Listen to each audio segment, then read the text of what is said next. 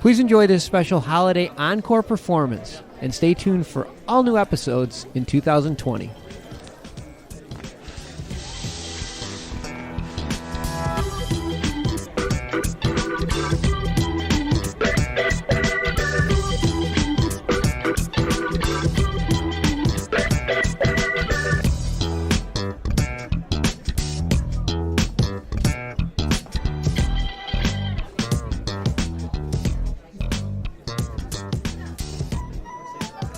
Hey, this is Jim Marty here.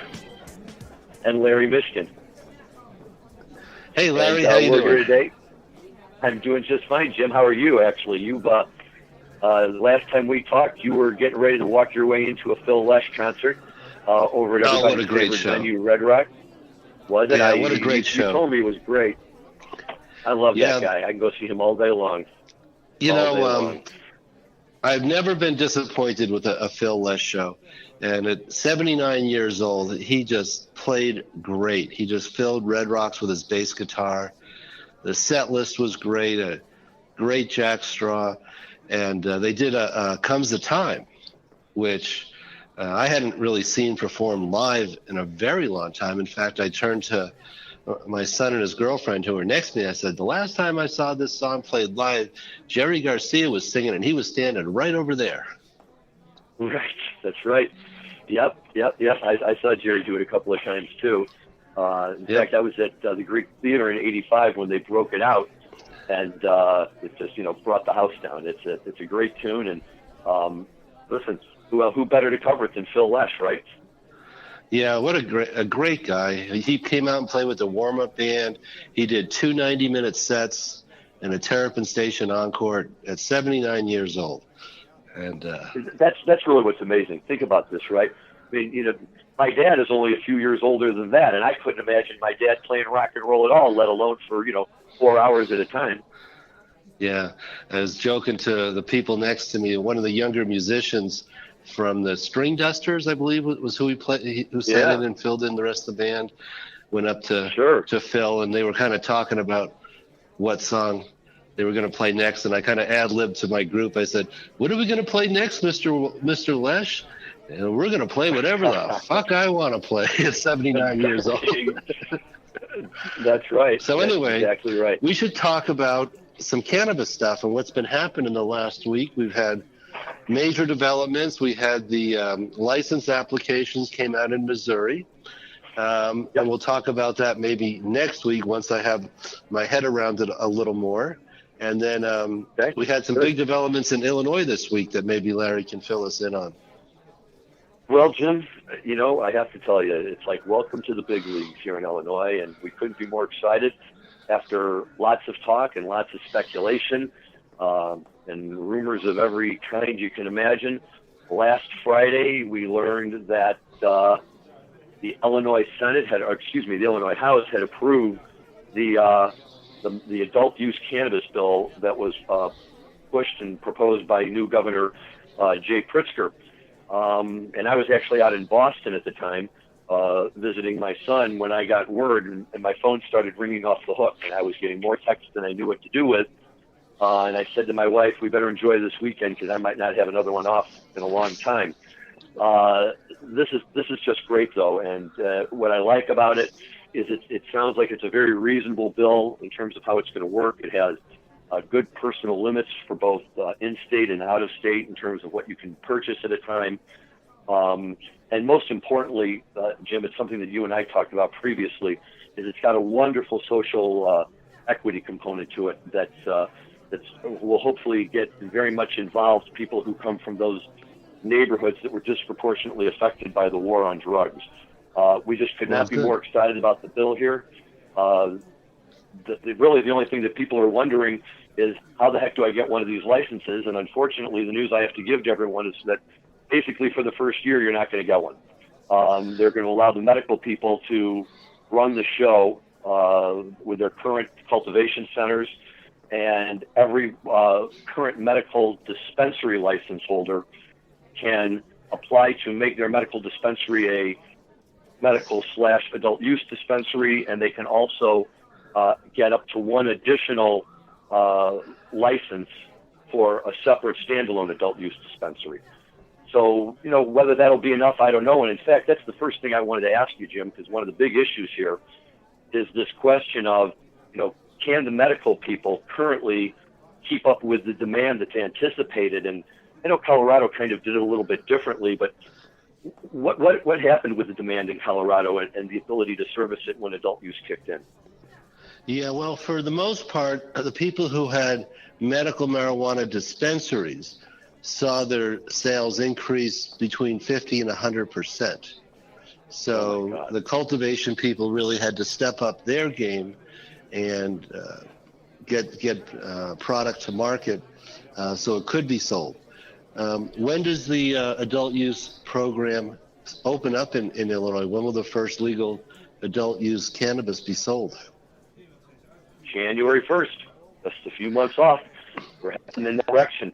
So what they're doing is the current medical people, within the first 30 days now that the program has been announced, they can go ahead and they can start submitting their applications to expand their current facility into a double use and for the additional license. And from what I know, from talking to some of those license holders, they've already been at this for a while in anticipation of this happening. And it's going to be quite a thing. Illinois' medical program has been, I don't want to say a total failure, but not the financial bonanza that any of the license holders imagined it would be, given the severe restrictions in Illinois on becoming a medical patient and the devastatingly low number of patients, even right now, that are actually available and have the ability to go buy the medical cannabis. And now they're going to go from many of these people barely holding on to what we hope will be, a turnaround in tremendous financial success. Illinois will, as soon as this bill passes, Illinois becomes the second most populous state after California with an adult use program, and Illinois' population is double that of Colorado's. And we've seen the numbers that Colorado has brought in. So I got to tell you, this state desperately needs that kind of revenue, and Pritzker has made it a key component of his budget, anticipated revenue from this new adult use market. Absolutely. Yes, we have, Bridge West has several Illinois clients, and they have really struggled. They had far more production capacity than they had patients on the roll. So that was a huge drag on the Illinois medical marijuana model.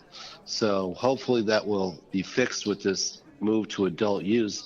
Yeah, the suggestion I would have is to see if they'll allow the cultivators to start a harvest, 60 to 90 days before January 1st, so that they will have enough product on hand come January 1st of 2020. Well, I think that's going to be the biggest issue for, I'm sorry, you go ahead. No, you go. Yeah, what's going to be interesting here is, and in fact, somebody asked me this question the other day. Well, gee, as adult use, why the heck should why do I need my medical marijuana card anymore? I said, well, starting with the assumption that you really did need it in the first place, or however you want to address that situation. But you can speak to this very well, and I've seen it firsthand myself. If you're going into a Colorado dispensary to make a purchase, if you're a patient in the program in Colorado, the price is significantly less. Isn't that correct? Yes, slightly better pricing, but a very significant difference in the taxes that you pay. Medical cannabis in Colorado is subject to our regular over-the-counter sales tax you would pay for any other item, like a bottle of liquor, 6 to 7 to 8%, depending on how much the local tax is on top of the state tax. So that's the only tax on medical marijuana. On adult use, there's a 15% excise tax when the pounds are transferred from the cultivation to the retail. So if you're retail only, there's a 15% excise tax. Because we have slightly overproduction here in Colorado and falling prices, that excise tax has been pushed back onto the producer. So if a producer has his costs down to, $300 or $400 a pound, he's got to add another $150 onto each pound for the excise tax. So if you're producing for $450, your true cost when you pay the excise tax is $600 for that pound. And that's true even if you transfer it internally from your grow to your dispensary on an integrated model. So yeah, my clients in Denver who are selling ounces for $75 because of the competitive nature are also complaining that they basically feel like there's a 40% tax on the adult use cannabis. You've got a 15% excise tax, and instead of a 22% sales tax, the sales tax on adult use is 22%. So 22 plus 15 gets you to 37%. And that's what my client said, we're eating this 40% tax. I was at a dispensary today giving a tour to an out-of-state client, and all the postings on the board were, $25 for an eighth includes sales tax. So the retailers and the cultivators really feel that they have to eat that sales tax to stay competitive in our market of falling prices. The other big wrinkle on as medical goes to adult use is, what is the minimum age to purchase? So in Colorado, you have to be 21 to purchase cannabis, but you can get a medical card and buy cannabis at 18 when you have a medical card. So that's a big Illinois driver. Is 21 and 21, but I see where that could be an issue, Yeah, over in Boulder where the university is, a lot of the students have their medical card because that's the only way they can buy cannabis from age 18 to 21, legally that is. Right, that works out just fine. I hate to say it, but it's a far cry from the way we used to get cannabis when we were back in college in the early 1980s. Kind of like night and day situation. Instead of worrying, can I even find somebody who will sell it to me? And I hope it's not dirt from outside. Right? College kids are going in there buying the best stuff around. Yeah, my out-of-state client was very impressed and amazed at the variety of strains and all the different products that she could buy. I joked with her. I said, "It's kind of like going to Disneyland, isn't it?" Oh, the first time I walked into a Colorado dispensary in 2014 at some point, I did exactly what I said. I said, it's like I died and gone to Disneyland. Look at this. This is just unbelievable. Who would ever imagine that you could walk into a store just as an adult, just show them an ID and in you go. And they're not just selling it, but you can see it and it's there and it's, try this, try that. It's really something. And I think it's going to be a big, big hit in Illinois. We're very, very excited about it, both from the financial perspective, which also includes, and I know you guys have a lot of this cannabis tourism. And, I have to keep telling everybody that although it's a very tempting idea, you're probably not, in fact, you're not going to be able to go to that adult use dispensary and pick up a pre-roll of Cubby Kush and take it out to the bleachers in Wrigley Field. You might have a little bit of a problem if you do that. And we don't have any public consumption, and I don't kind of running out of our allotted time slot here, but we have a very pro cannabis governor right now, Jared Polis, and somebody was explaining to me all the bills that he is signing into law this month that'll take effect July 1st. So we're going to have publicly traded companies can buy Colorado cannabis companies.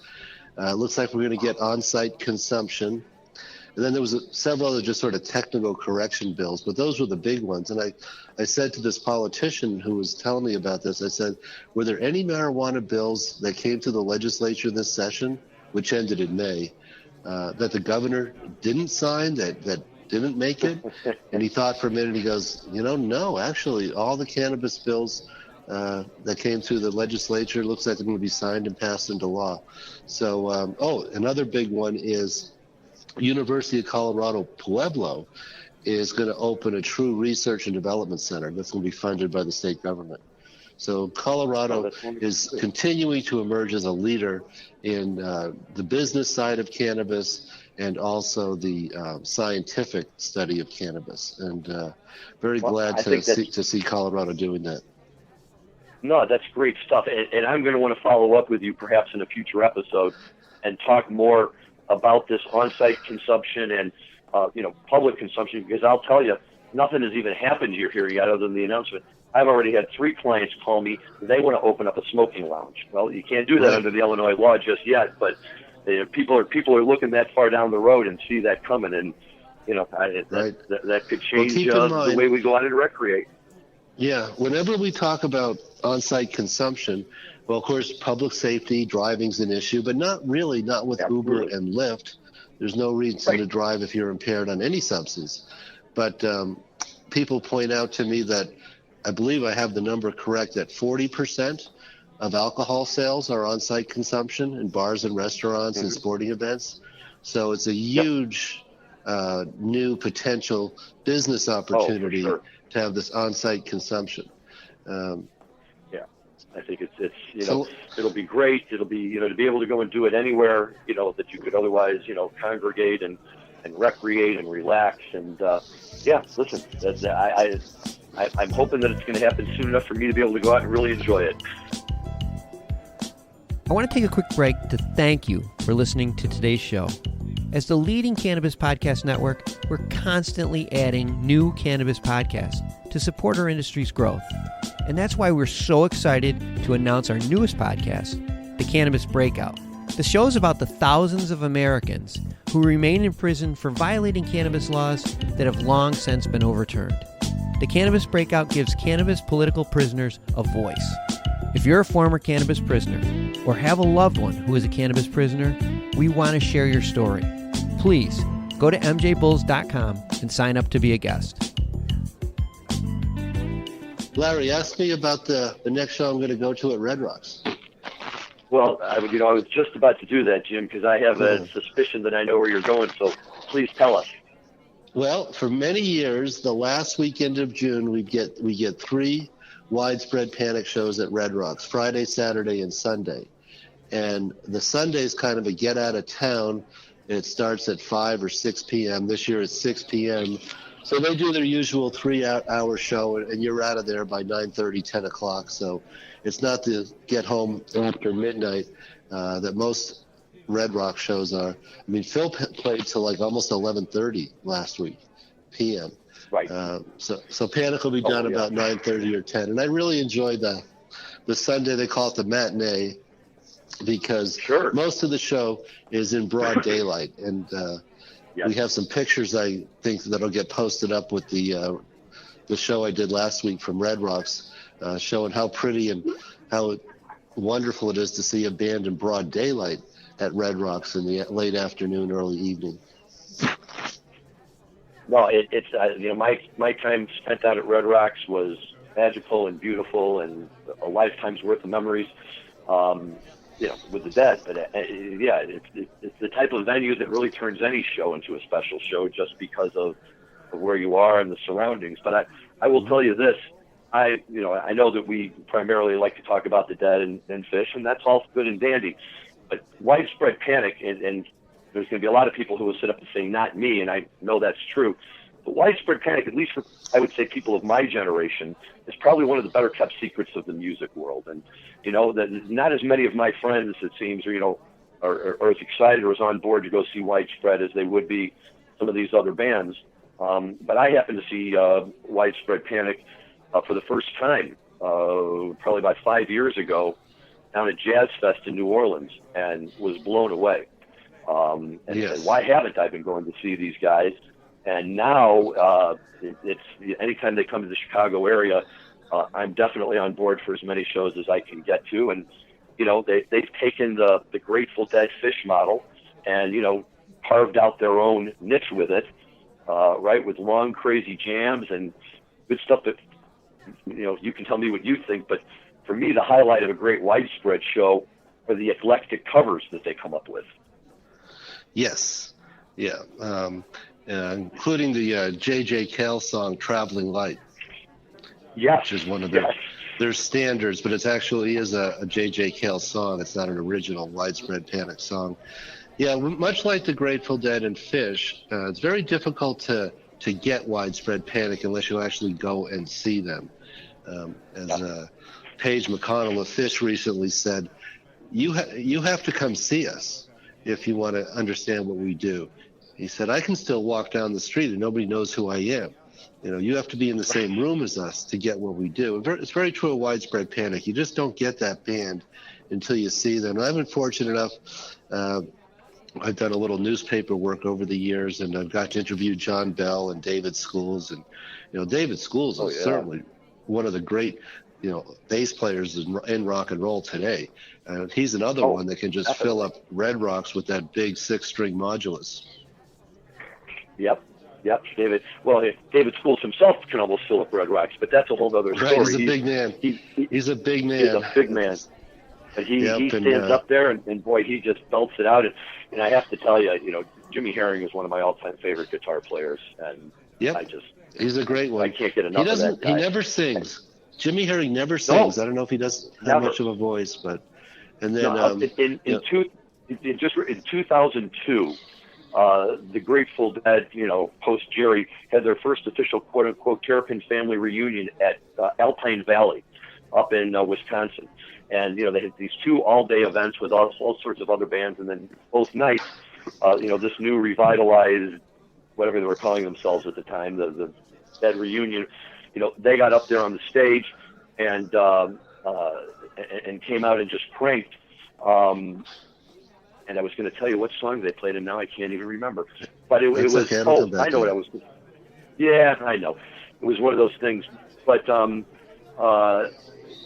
this live music and everything is absolutely wonderful. Yeah. So anyway, I'm looking forward to seeing Widespread Panic here at the end of this month, and then of course July 5th and 6th will be the 2 Folsom shows at CU Boulder to finish Dead & Company summer tour. I've heard a little bit of it. They're playing pretty good. John Mayer is really playing some blues. They're breaking out some old Pigpen songs, like Hard to Handle. I'm trying to think of some of the other ones they've been doing recently in this current tour. But John Mayer's really stepping out. I'll be seeing them 1 week from tonight at Wrigley Field. Yep. So I'm looking forward to it. Here's what I was going to tell you before. We went to that show up in Wisconsin. Jimmy Herring was the lead guitar player for them. And I thought that at the end of the 2 nights that I saw them, that he stole the show from all of them. They had him up on stage with all these other guys and Bobby, and it was great to see them all. And I couldn't take my eyes off of Jimmy Herring all night. Just standing there. Other than the fact that he didn't sing, it was just like Jerry. Right.